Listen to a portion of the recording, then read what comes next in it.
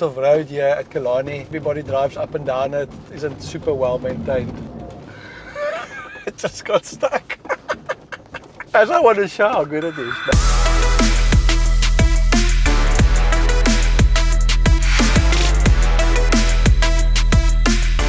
Okay guys, we're starting a new show where we are going to try and test everyday cars that everybody else knows, drives, can identify with. So often we talk about these race cars, the lap times, the power, and it's hard to put it into context.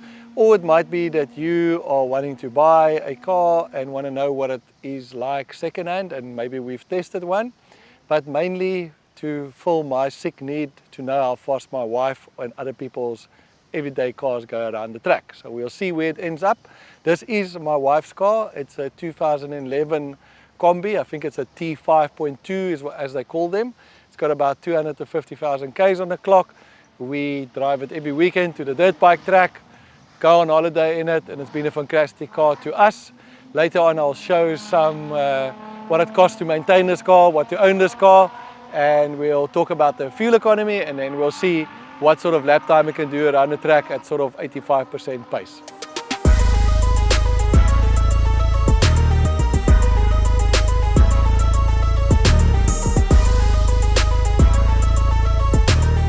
Alright, so I'll show you guys a bit around the car so you guys can see what the car is all about. One of the common problems on these Kombis, and yes, it's the same on my wife's car, is that these locks don't always lock and they need a whole procedure to open them. Currently it is unlocked, so it will open. It's got a hell of a lot of seats. I've got 5 kids and they all fit in here, along with dogs and baby seats. It's got a rear and back aircon, so yeah, the people at the back can switch on their own aircon if they need to. It's got a 5-speed manual. On these cars, one of the things that do go is the clutches. It's actually quite common. They start juddering quite badly. I think it's about 22,000 Rand for all the parts and a bit of labor to change it out. We've never done anything to the car, so it's completely stock exhaust pipe, no downpipe, no software. It's got, it's actually very basic. It has no like cruise control or anything. It really is the base model. I remember when I bought this car that there was always lots of talk that the high horsepower ones are unreliable and the 5-cylinder ones are unreliable. So that's why I specifically bought this one. It's almost got 260,000 Ks on the clock. And yeah, I think I paid 180 for this car in 2020. And it's probably worth 180 Ks today. Okay, lots of space in the back for prams and dirt bike stuff, as our baby's pram is in here. And you can take all these seats out and actually put more stuff in it, like dirt bikes. Anyway, so that's where I'm at with this stuff. As you can see, as wives do, they reverse into polykis when they go for picnics with the children. And I think James has resprayed this rear bumper about 3 times. I must admit, some of these bumps on the back is also me.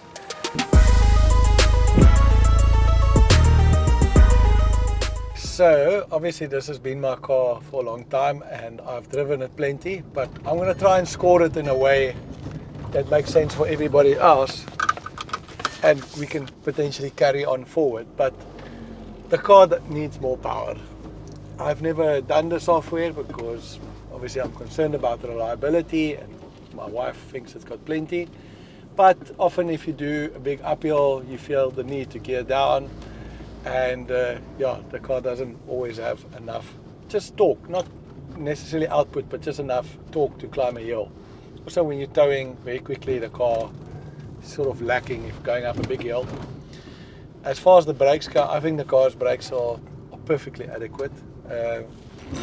Pedal is obviously soft that mommies can push them, but yeah, it's perfectly adequate. And then the steering and the handling, I've never had a problem with it. Obviously it's a big car. Obviously, you know, it's not a sports car, but I feel like it's always done what you needed it to do. And as far as the handling goes, you know, it's a 4 out of 10, let's say. The one thing that is incredible about these cars, it's obviously due to the big profile, is that it can do really well on bumps and gravel road. And I guess that's a big part of it, is that people go on holiday with these kind of cars, go on picnics. Like I say, I go to the dirt bike track, and you need to be able to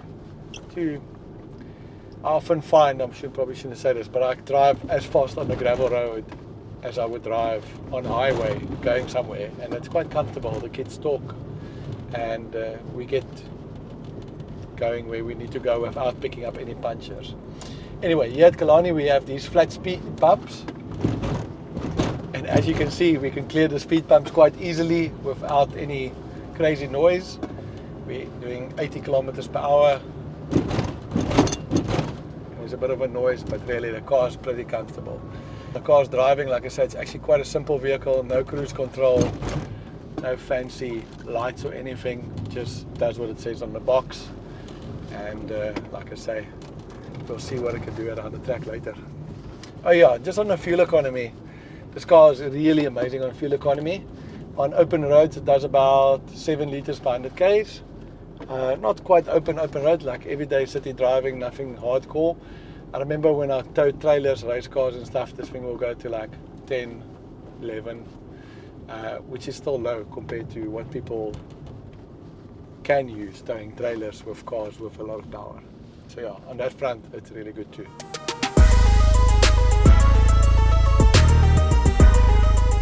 Okay, so here we go. This is something I want to show about this specific car. Even though it doesn't have much power, it's a manual.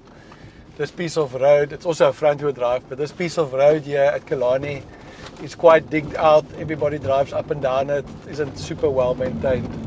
And this car, it just got stuck. As I want to show how good it is, maybe I just went too slow. Okay, so I'll try again. Considering it's a front wheel drive and a completely open diff, this car can really go some places.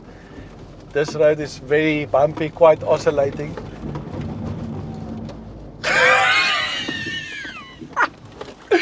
I can't believe it. I just showed you how easy it is to drive up here. And I think I might be blushing. Let me put the aircon a little bit higher. But yeah, I want to try one more time. I've been almost everywhere with this car, with its open diff front wheel drive, and it's gone some particularly tough places in the past.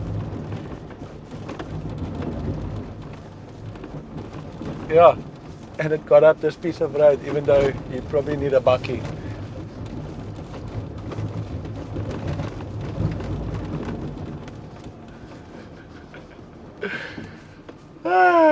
There we are at the top.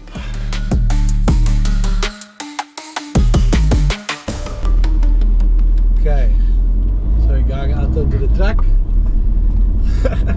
Obviously we're not on the race tires, we're not really worried about warming stuff up. And it's funny, even when you drive a high horsepower car, when you drive it out onto a racetrack, it always feels slower on the racetrack than what it will feel, you know, sort of in the pits and, you know, little street or wherever you pull it.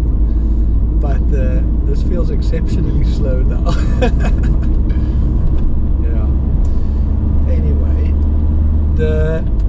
something I do want to say that most people don't realize, when you ever do take a road car out onto a racetrack, you know, you have to really give the brakes grace. These sort of cars aren't built to brake over and over really as hard as you can, and you know, work the ABS and all that stuff. But it's just a little bit of a safety thing.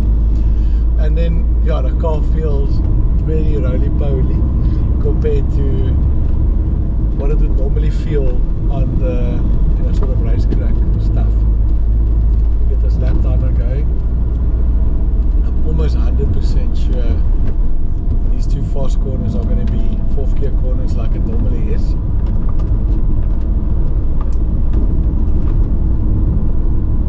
At one point in time I actually thought about building a clubman's car that is a Kombi, because I thought it would be really interesting to have a VR6 turbocharged 4-wheel drive synchro. Maybe one day we still will.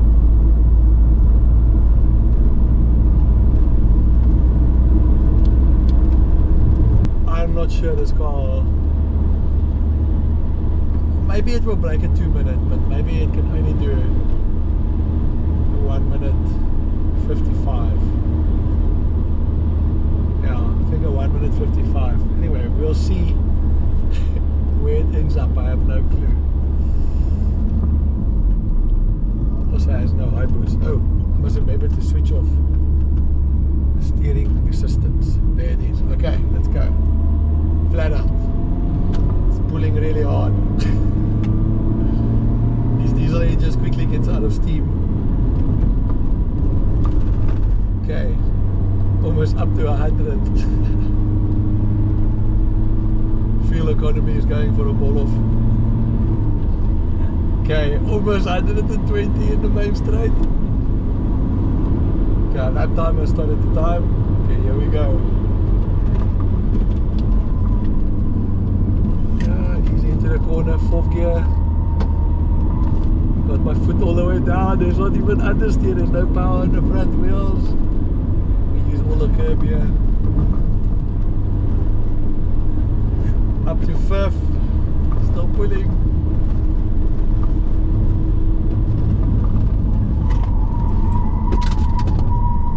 There goes the pram. Still 4th gear. Just shows you the diesel engine pulls out the corner. It's absolutely not understeer, which I'm quite surprised with. I told you guys this is a great chassis. I almost have to go to 5th for turn 3 and chuck it in here. Do a little curb cut here. Okay, flat out, open up the wheel. Okay, no understeer really. This is handling better than most front wheel drive cars I drive. Okay, I'm going to do turn 4 flat out. Flat out. Put up understeer there, but it's turned in. Yeah, we're doing it flat. Yeah, that's it, flat out. Up to 5th. Okay, there we go. Luckily it's got aircon. I'm starting to sweat there, but it's my flat out through turn 4. Nice.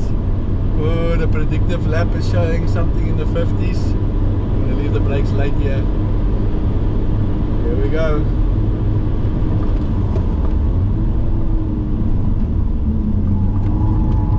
Oh, there's the understeer. There was very little retention from the back.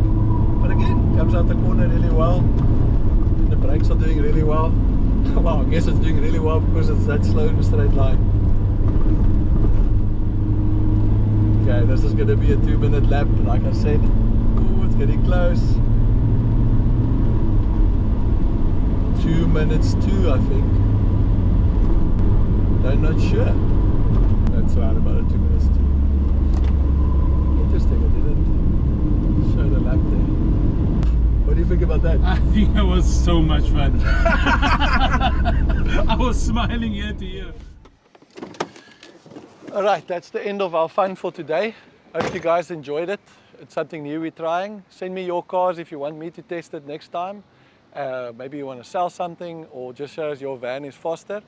Yeah, I had a lot of fun taking a car around the track with a pram in the back. And yeah, thank you guys for supporting. And yeah, let us know in the comments what you think.